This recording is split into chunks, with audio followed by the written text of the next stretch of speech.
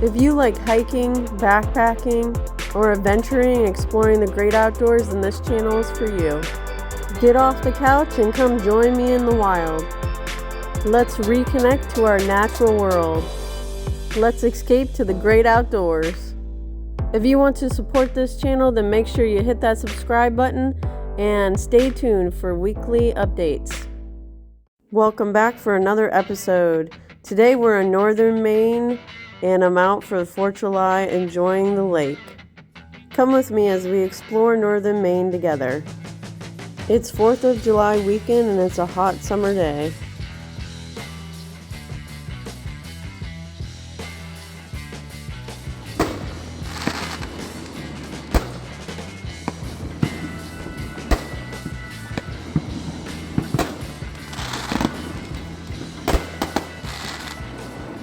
After visiting with friends and family, I decided to go see Katahdin Woods and Waters National Monument.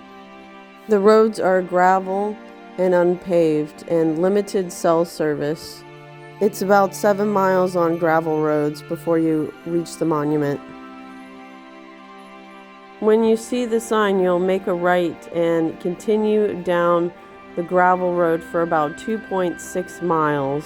I would recommend just going in and out instead of doing the loop road because the roads are a bit rough. The monument is located within the present and traditional homeland of the Penobscot Nation. This land is linked with Penobscot's culture, ceremonies, language, history. They have lived in this area for 11,000 years.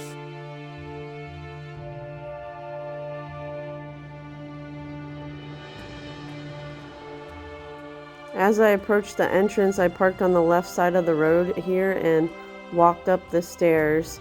And they have quite a few trails. So we walked in this little path.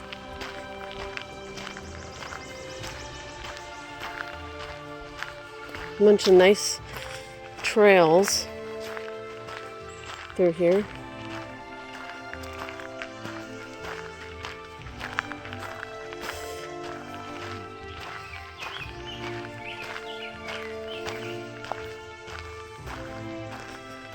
And there's the contact station.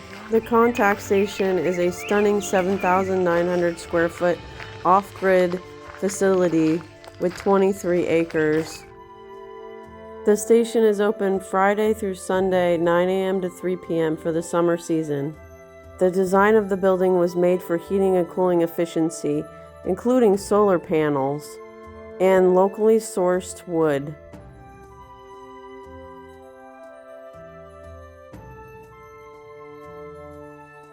The contact station has sweeping vistas of Mount Katahdin and the East Branch of the Penobscot River.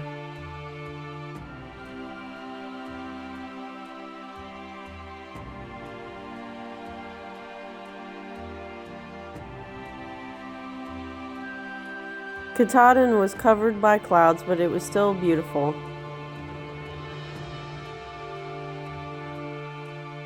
There was also a huge map on the wall that you could see all the other facilities in the area. There's many interpretive exhibits that talk about the starry night skies. Katahdin is known to be an international dark sky sanctuary, known for the darkest skies in the east. You can see here the workmanship of the building. It is just awesome.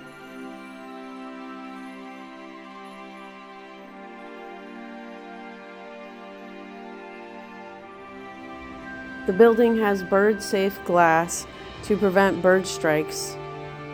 The dots on the windows are to prevent the birds from crashing into the glass.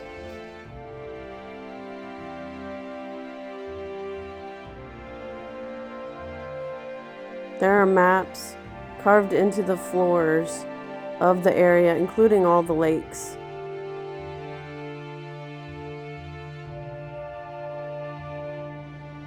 Here are the solar panels, and it looks like maybe a storage building. They also have restrooms and handicap access. This site is operated by the National Park Service, and many of the park rangers are there to guide you.